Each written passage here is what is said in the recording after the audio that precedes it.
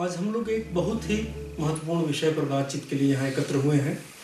हम परिचर्चा करेंगे समकालीन साहित्यिक विमर्शों के सरोकार, और इस विषय पर बातचीत करेंगे साहित्य अकादमी पुरस्कार विजेता अरुण कमल जी। अरुण कमल जी एक ऐसे हिंदी के कवि हैं जिन्हें समझे बिना, जिन्हें केंद्र में रखे बिना हम भारतीय कविता का कोई भी दृश्य नहीं बना सकते। उन्हें साहित्य अकादमी के अलावा बहुत सारे पुरस्कार मिल चुके हैं, और केदारनाथ सिंह के बाद वे अकेले हिंदी के ऐसे कवि हैं जो दूसरे भाषिक समाजों में भी बहुत ही समादृत रहे हैं। नतून इलाकाए उनकी जो किताब है बांग्ला में जब आई तो उसे उसी तरह से लिया बांग्ला समाज ने जिस तरह से केदारनाथ सिंह की औकाल शारस किताब को, काव्य संकलन को लिया गया था। अपनी केवल धार, सबूत, नए इलाके में, पुतली में संसार, मैं वो शंख महाशंख जैसी काव्य कृतियाँ हिंदी जगत को देने वाले अरुण कमल जी इस परिचर्चा में भाग लेंगे। दूसरे हमारे विशेषज्ञ हैं अरुणेश निरंजन जी, जो हिंदी में और मैंने जिन्हें हिंदी समाज में, भोजपुरी समाज में, बल्कि ये कहा जाए 21 देशों में, 21 देशों के जो भोजपुरी प्रतिनिधि हैं वे मिल करके इन्हें भोजपुरी सम्मेलन का अंतर्राष्ट्रीय महासचिव वर्षों से बनाते रहे। तो एक तरह से एक ऐसा आदमी जो पूर्वी उत्तर प्रदेश से आता है, जो भोजपुरी क्षेत्र से आता है, और उसके कारण महात्मा गांधी अंतर्राष्ट्रीय हिंदी विश्वविद्यालय की भी उपस्थिति उन देशों में जाती है, और इस तरह के बहुत सारे विद्या प्रतिष्ठानों की भी। अरुणेश निरंजन जी पेशे से अध्यापक रहे हैं 4 दशकों तक। इलाहाबाद विश्वविद्यालय, संपूर्णानंद संस्कृत विश्वविद्यालय और कुशीनगर में जो बुद्ध स्नातकोत्तर महाविद्यालय है उसमें वे अध्यापक रहे हैं। वे जितने बड़े अध्यापक और भोजपुरी आंदोलन के प्रणेता रहे हैं उतने ही बड़े लेखक भी। भोजपुरी वैभव, पुरैन पात, हमार गांव, अक्षर पुरुष, शिव प्रसाद सिंह जैसी कृतियां उन्होंने हमें दी हैं। इसके अलावा नेशनल बुक ट्रस्ट के लिए उन्होंने प्रतिनिधि भोजपुरी कहानियां तैयार किया, अज्ञे क्षति स्मृति तैयार किया। दैनिक जागरण में वे कॉलम लिखते रहे जिसका नाम रहा है बात बात में बात। तीसरे हमारे पैनलिस्ट हैं मदन सोनी जी। वे भी महात्मा गांधी अंतर्राष्ट्रीय हिंदी विश्वविद्यालय के आवासीय लेखक हैं। अरुणेश निरंजन जी भी आवासीय लेखक हैं इस विश्वविद्यालय के। और मदन सोनी जी भी बहुत ही चर्चित साहित्यकार हैं हिंदी के। कविता का व्योम और व्योम की कविता, विषयांतर, कथा पुरुष और उत्प्रेक्षा जैसी कृतियां उन्होंने हिंदी जगत को दी हैं। हम तीनों अपने पैनलिस्ट का बहुत स्वागत करते हैं, और बातचीत की शुरुआत हम करना चाहते हैं अरुण कमल जी से कि अरुण कमल जी, ये आप बताएं कि ये जो साहित्य के विमर्श में दो विमर्श रहे हैं, एक स्त्री विमर्श और एक दलित विमर्श, उनके सरोकारों पर आपकी क्या राय है? मैं थोड़ा सा इसके बारे में अलग ढंग से सोचता हूँ जी। साहित्य में और समाज में बहुत तरह के आंदोलन आते हैं, और वे कभी कभी कुछ समय के लिए, कभी कुछ ज़्यादा समय के लिए रहते हैं। लेकिन साहित्य जब से है तब से उसका मुख्य सरोकार मनुष्य रहा। जाहिर है ये मनुष्य है तो इसकी जाति भी होगी, इसकी कोई योनि भी होगी, और इसके अलग अलग जो खाने समाज में होते हैं उसका भी प्रत्येक व्यक्ति या मनुष्य पर प्रभाव पड़ता है। लेकिन साहित्य सब कुछ को लेकर, यानी साहित्य के भाव के साथ लिखा जाता है। एक मनुष्य, एक व्यक्ति और उसके अपने संबंध, इन सब में बहुत सी बातें हो सकती हैं। लेकिन अंततः उसमें साहित्य वो ढूंढता है जो इस पृथ्वी पर रहने वाले प्रत्येक मनुष्य के जीवन में घटित होता है या हो सकता है। उसके सुख दुख, प्रेम, द्वेष, राग विराग, सब कुछ। लेकिन जैसा आपने कहा कि इधर कुछ वर्षों में, दशकों में मुख्य रूप से दो तरह की चर्चा हिंदी साहित्य में एक आंदोलन की तरह रही। एक उसमें प्रमुख है दलित विमर्श और दूसरा है स्त्री विमर्श। इसका अभी हम लोग जहां बात कर रहे हैं ये दलित आंदोलन का केंद्र रहा है, नागपुर और महाराष्ट्र। और सबसे पहले आधुनिक काल में मराठी साहित्य से ही इसकी शुरुआत होती है। दलित पैंथर भी आए और फिर इसने कुछ बड़े लेखकों को जन्म दिया जिनमें दया पवार और नामदेव ढसाल जैसे लोग भी हैं। और इसका प्रभाव फिर भारत की सभी भाषाओं पर पड़ा जिसमें हिंदी भी है। और इसमें दलितों ने एक लंबे समय के बाद, भक्ति आंदोलन के बाद, कुछ शताब्दियों का जो काल है वो ऐसा काल है जिसमें हमें दलित लेखक नहीं मिलते। ये आश्चर्य की बात है। और ले देकर जैसा कहा जाता है कि सरस्वती पत्रिका में हीरा डोम की कविता छपी थी, लेकिन अभी तक हम उनके बारे में कुछ ज़्यादा और जान नहीं पाए। और वो कविता भी भोजपुरी में थी, जिसके बारे में बताएंगे नीरन जी ज़्यादा।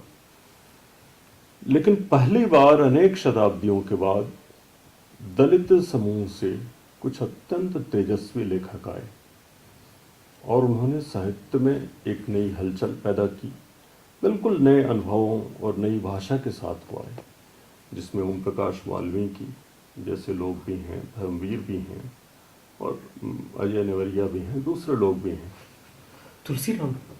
तुलसीराम उस तरह से लेखक नहीं हैं। जरूर उन्होंने उनकी एक आत्मकथा आई और दूसरी भी वो लिख रहे हैं, लेकिन मैं उन लेखकों की बात कर रहा हूँ जिन्होंने केवल आत्मकथा नहीं लिखी, जिन्होंने उपन्यास लिखे, कहानियाँ लिखीं और कविताएं लिखीं। मैं उन पर खास तौर से। और एक दूसरा जो बड़ा विमर्श है वो स्त्रियों का। इसके बारे में भी दिलचस्प यह है कि भक्ति काल में अनेक महान कवयित्रियाँ जैसे मीराबाई खुद थीं, सहजोबाई, और उसके बाद फिर एक वीरानी है। फिर 20वीं शताब्दी में सुभद्रा कुमारी चौहान, महादेवी आती हैं, लेकिन फिर बहुत कम हिंदी में स्त्रियां हैं।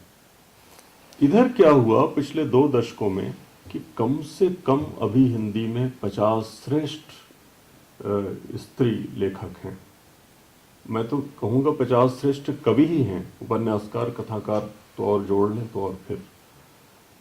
उसने भी एक बिल्कुल नए ढंग की शुरुआत की और वो सारा जीवन, जैसे नीलेश रघुवंशी जो भोपाल की हैं, यहाँ के मदन हैं, उन्होंने पूरी श्रृंखला लिखी। एक स्त्री गर्भवती होती है और फिर वो प्रजनन, इस पूरी प्रक्रिया को जिस सूक्ष्मता और मार्मिकता के साथ उन्होंने अंकित किया वो इसके पहले नहीं था। यानी दलितों और स्त्रियों दोनों ने अपने जीवन के बारे में लिखा, लेकिन वो कहीं न कहीं से हम सबका भी जीवन है। तो ये इनका सरोकार था। यानी एक बृहत्तर समाज को संबोधित इनकी अपनी समाज, इनके अपने जीवन के अनुभव और चिंताएं थी। ये संक्षेप है। आप अरुणेश निरंजन जी, आप अरुण कमल जी के विचारों से किस हद तक सहमत? कुछ सीमा तक मैं सहमत हूँ जी। दलित विमर्श और स्त्री विमर्श, मेरा मानना है कि एकांगी सरोकारों की बात करता है। समग्र सरोकार जो होते हैं, जो पूरे समाज के लिए, मनुष्य जाति के लिए होते हैं, वो नहीं होता है। जैसे दलितों ने जो आत्मकथाएं लिखी उसमें गुस्सा है, बाकी समाज के लिए एक गुस्सा है और प्रतिरोध के उसमें स्वर है। स्त्री विमर्श में भी पुरुष समाज के लिए एक गुस्सा है और प्रतिरोध के स्वर है। और भारतीय समाज में कुल मिला करके एक परिवार की कल्पना की गई थी, इसमें बच्चे थे, स्त्री थी, पुरुष थे, सब थे और सबके समान अधिकार थे। और उन अधिकारों की मर्यादा का पालन भी होता था। स्त्री, पति और पत्नी मिलकर एक इकाई बनते थे। अब उसको तोड़ करके 2 इकाई के रूप में बांटना और उसके आधार पर उस संबंध को देखना, ये शुरू हुआ है स्त्री विमर्श में। और समाज को पूरा बांट कर, क्योंकि दलितों की चिंता रही है। प्रेमचंद ने बहुत सी ऐसी कहानियां लिखी हैं, लेकिन दलित प्रेमचंद को भी स्वीकार नहीं करते कि इसलिए कोई दलित नहीं थे। तो जो पीड़ा को भोगे वही दलित है, और जो पीड़ा का अनुभव करे, देख कर जो अनुभव करे, वो दलितों का विरोधी है। मैं इसको नहीं मानता। नहीं, इसका एक उदाहरण और भी है। हीरा डोम की बात मैं कर रहा हूँ। जी। महावीर प्रसाद द्विवेदी जैसा संपादक, जिसमें निराला की रचना उन्होंने लौटा दी थी, निराला की रचना उन्होंने लौटा दी थी, जूही की गली लौटा दी थी, अरुण जी मानेंगे इसको। लेकिन हीरा डोम की जब कविता आई, और कविता भोजपुरी में थी, हिंदी में भी थी नहीं, लेकिन उस कविता में पीड़ा के जो स्वर थे, उन्होंने उस स्वर ने एकदम इनको जैसे अवाक कर दिया महावीर प्रसाद द्विवेदी को। और कविता छपी, और कविता बहुत पढ़ी गई, आज भी पढ़ी जाती है। कि उस कविता की कुछ पंक्तियां मुझे याद नहीं हैं अभी, मेरी बहुत प्रिय कविता है, हमनी के दुखवा, हमनी के दुखवा, से शुरू होती है, हमनी के दुखवा।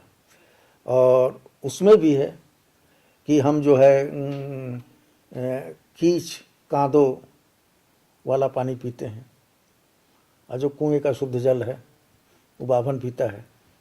हे ईश्वर तुम कहाँ हो, हमको देखो, उस बाभन को देखो, हमने कौन सा पाप किया है, क्या हम तुम्हारी संतान नहीं है। पीड़ा है, लेकिन घृणा नहीं है दूसरे के प्रति, अपने अधिकारों की मांग है। अपनी जो परिस्थितियां हैं उन परिस्थितियों का प्रकटीकरण है। घृणा नहीं है, द्वेष नहीं है, और क्रोध नहीं है। दलित विमर्श में और स्त्री विमर्श में घृणा, द्वेष, क्रोध, ये तीनों चीजें, और इसलिए उनका पूरा का पूरा चिंतन जो है वो समग्र नहीं बल्कि एकांगी चिंतन हो जाता है। और साहित्य में एकांगी चिंतन नहीं होना चाहिए। दलितों के प्रति इनकी जो पीढ़ी है, अरुण कमल की, ये हैं मंगलेश है, ज्ञानेंद्र पद हैं, राजेश जोशी हैं, उनकी सहानुभूति है। दलित इनके मित्र भी हैं, और दलितों का जो कष्ट है, उनकी जो पीड़ा है, उनका जो द्वंद्व है, उनकी जो संवेदना है, वो सब इनकी कविताओं में है। लेकिन दलित में ये नहीं है। दलित में केवल दलित है, और जो दूसरा समाज है वो प्रतिद्वंदी समाज है, ऐसा समाज जिसका वो प्रतिरोध करता है। इसलिए मैं मानता हूँ कि समकालीन विमर्श में ये सब जो आंदोलन है स्त्री विमर्श के और उसके, क्योंकि विमर्शों की एक श्रृंखला चली है, हमारे यहाँ एक श्रृंखला चली है, हिंदी में एक श्रृंखला चल रही है, लगातार विमर्श हो रहे हैं तमाम। अभी कुछ और विमर्श आएंगे, अब देखिएगा।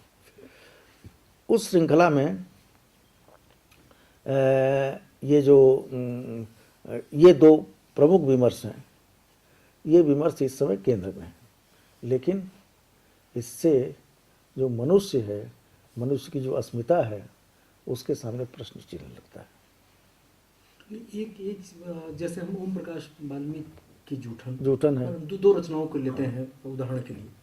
जो सृजनात्मक साहित्य है, दलित साहित्य हिंदी का, हम बाकी भारतीय भाषाओं से बात नहीं करते, उसमें तो ठीक है, उसमें सवर्णों के प्रति एक आक्रोश है, और वो आक्रोश वाजिब आक्रोश है, उसको आप वो जेन्युइन नहीं है ये नहीं कहा जा सकता, लेकिन और एकांगी भी उसको कह सकते हैं। लेकिन जैसे मुर्दहिया है, मैंने दलित आत्मकथाओं में जो दलित स्त्री है वो अनुपस्थित है, उसका दुख अनुपस्थित है। जिसका नाम आपने लिया, जिस किताब का नाम लिया मुर्दहिया, सवर्णों के प्रति कितनी कृतज्ञता है, वो कहीं से एकांगी नहीं मुर्दहिया है। नहीं, ठीक है। वो उसी कालखंड की रचना है जिस कालखंड में मैं स्वयं बनारस में था। तुलसी राम जी समाज शास्त्र से हमें कर रहे थे, और मैं संस्कृत यूनिवर्सिटी में पढ़ा रहा था, हमारी लगभग उनसे रोज़ भेंट होती थी और तमाम मुद्दों पर चर्चा होती थी। सवर्णों ने उनकी सहायता की, ये सही है, और उनको जो प्राप्त होना चाहिए उनकी प्रतिभा के आधार पर वो उन्हें प्राप्त भी हुआ, लेकिन उसमें कल्पना ज़्यादा है, यथार्थ कम है। उस परिवेश को चूँकि मैंने देखा है, उसको जिया है मैंने, और वहाँ मैं रहा हूँ, उन सारे संबंधों को भी मैंने देखा है जिन संबंधों की वो बात करते हैं, तो उसमें कल्पना ज़्यादा है, यथार्थ कम है। तो दलित आत्मकथाओं में, मराठी वालों को छोड़ दीजिए, अधिकांश में कल्पना ज़्यादा है और मैं दर्द को, अपनी पीड़ा को बहुत बढ़ा चढ़ा करके प्रस्तुत किया गया है। ये मदन जी, ये जो अभी आपने दोनों विशेषज्ञों की बातचीत सुनी, इनकी राय जानी, आपकी क्या राय बनती है? मैं जानना चाहता हूँ स्त्रियों के बारे में। मैंने देखिए, एक तरफ इसी भारतवर्ष में, बल्कि एक स्त्री की जो यंत्रणा है, बल्कि इस पूरे उपमहाद्वीप में अगर स्त्री विमर्श को केंद्र में अगर रखा जाए तो, और जी उस महिला को अगर हटा देते हैं तो वो विमर्श नहीं बनता, पूरा नहीं होता, वो तस्लीमा नसरीन है। वो एक सही बात कहती है और उसे एक देश से निर्वासित होना पड़ता है। तस्लीमा बहुत सारी कविताएं हैं उसकी, स्त्रियों पर हैं, देश पर है। আমি ভালো নেই তুমি ভালো থেকো প্রিয় দেশ, আমার ক্ষতগুলো দুঃখগুলো চোখের জলগুলো গোপনে সামনে রাখি, গোপনে সামনে রাখি উড়ো চুল ফুল দীর্ঘশ্বাস, আমি ভালো নেই তুমি ভালো থেকো प्रिय देश। अगर तस्लीमा की जगह अगर तस्लीमा एक पुरुष होती तो क्या बांग्लादेश से उसी तरह से उसका निर्वासन होता? क्योंकि उसी फंडामेंटलिज्म के खिलाफ सलाम आज़ाद लिख रहे हैं और वहाँ पढ़े हुए हैं और भी बड़े लेखक। आपकी राय? देखिए, मैं आप लोगों ने भी जो कहा उसको भी दिमाग में रखते हुए मुझे दो तीन बातें लगती हैं। एक तो ये है कि जो नीरन जी ने कहा, ये बात हो सकती है कि एकांगिता इन विमर्शों में हो, पर वो एकांगिता जो अनमार्क्ड, अनआइडेंटिफाइड सामान्य विमर्श हैं उनमें भी हो सकती है और होती भी है। जहाँ तक इसका सवाल है कि दलित और गैर दलित या स्त्री विमर्श और गैर स्त्री विमर्श, इनके बीच विभाजन का सवाल है, तो ये विभाजन दरअसल आज हमारी लेखकों की और कुछ स्त्री लेखकों की और दलित लेखकों के द्वारा किए गए प्रयत्नों का परिणाम भले हो, लेकिन ये विभाजन हमने सदियों पहले अपने समाज में किया है और हमें इस तथ्य से मुंह नहीं चुराना चाहिए कि सदियों से हम स्त्रियों का और दलितों का के साथ घोर अत्याचार करते रहे हैं। और ये एक बहुत ही स्वाभाविक मुझे लगता है प्रतिक्रिया है कि इस वक्त में जबकि सारी दुनिया में जो हाशिए की पहचाने हैं, हाशिए के लोग हैं, वो उठ खड़े हुए उसमें, और स्त्री का मसला तो खैर सारी दुनिया का है ही, दलित का मसला भले ही हिंदुस्तान तक महदूद हो, तो उनका उभार बहुत ही स्वाभाविक है। इसलिए मैं इन दोनों ही तरह के विमर्शों को पर बहुत गंभीरता से इन पर सोच विचार करता हूँ। मैं उस स्कूल का हूँ जो किसी भी तरह के विमर्श में अगर वो साहित्य में घटित हो रहा है तो मैं उसकी कलात्मकता, उसकी साहित्यिकता आदि पर बहुत ध्यान देने वाले स्कूल का व्यक्ति हूँ। लेकिन जहाँ तक दलित विमर्श और स्त्री विमर्श का सवाल है, मैं जब इस पर सोच विचार करता हूँ तो मैं खुद इन विमर्शों को इस बात की छूट देने की इच्छा रखता हूँ कि मुझे इस पर बहुत गौर नहीं करना चाहिए कि इनमें कितनी साहित्यिकता है, कितनी कलात्मकता है, बल्कि जिस शब्द का इस्तेमाल हम लोग उसमें कर रहे हैं, सरोकार, वो कितनी उसमें कितनी उत्कटता है, वो कितने प्रखर हैं, कितने तीखे हैं। और ये जो प्रखरता और तीखापन है, ये जिन कृतियों का अरुण ने और आपने नाम लिया, वो उनमें दिखाई देता है। तीसरी जो चीज़ मैं कहना चाहता हूँ वो ये है कि हमें इतना ज़रूर करना चाहिए कि दलित विमर्श को या स्त्री विमर्श को सिर्फ कथित रूप से जो दलित लेखक हैं, मतलब जो उन जातियों से आते हैं जिनको हम दलित जातियाँ कहते हैं, उन लेखकों के द्वारा किए गए लेखन और स्त्री विमर्श को स्त्रियों के द्वारा किए गए लेखन में ही आइडेंटिफाई नहीं करना चाहिए। अरुणेश जी ने अभी ध्यान बहुत दिलाया सही। मसलन कि अरुण की कविता से बहुत सारे कवि हैं, और सारी दुनिया में आप ये देखिए कि स्त्री को स्वर देने का काम, संसार के महानतम उपन्यास जो हैं उसमें जो स्त्री चरित्र उभरते हैं, अन्ना कारेनिना की वो है नायिका, या कि फ्लॉबे की नायिका मादम है बोवारी। मादम मादम बोवारी, बोवारी। मतलब तमाम जितने भी महानतम स्त्री चरित्र हैं, जिनकी पीड़ाएं जो सिर्फ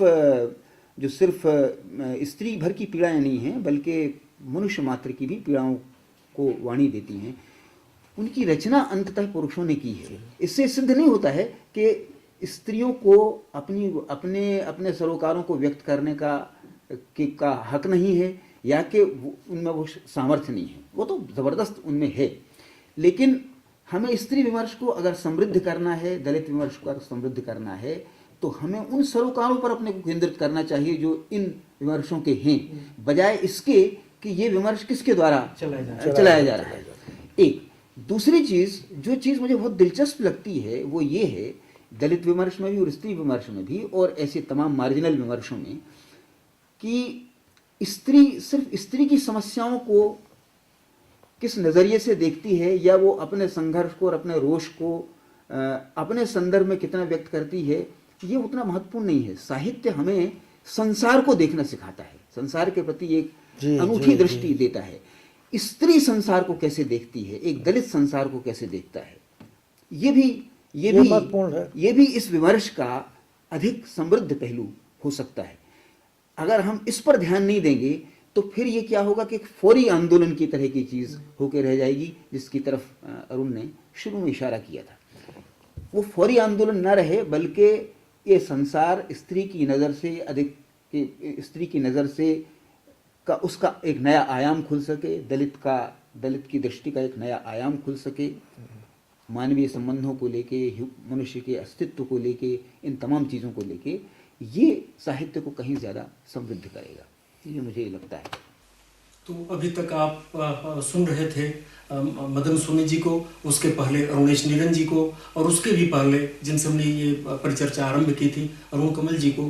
तीनों विशेषज्ञों का मानना था, तीनों हिंदी साहित्य के बहुत ही महत्वपूर्ण रचनाकार हैं, तीनों शिल्पियों का मानना था कि समकालीन साहित्यिक विमर्शों के जो सरोकार हैं वे कहीं न कहीं मनुष्य को बेहतर बनाने, मनुष्य के जीवन को बेहतर बनाने की आकुलता में चल रहे हैं। हम बहुत आभारी हैं अपने तीनों पैनलिस्ट का, अरुण कमल जी, अरुणेश नीरन जी और मदन सोनी जी। आपका बहुत बहुत धन्यवाद।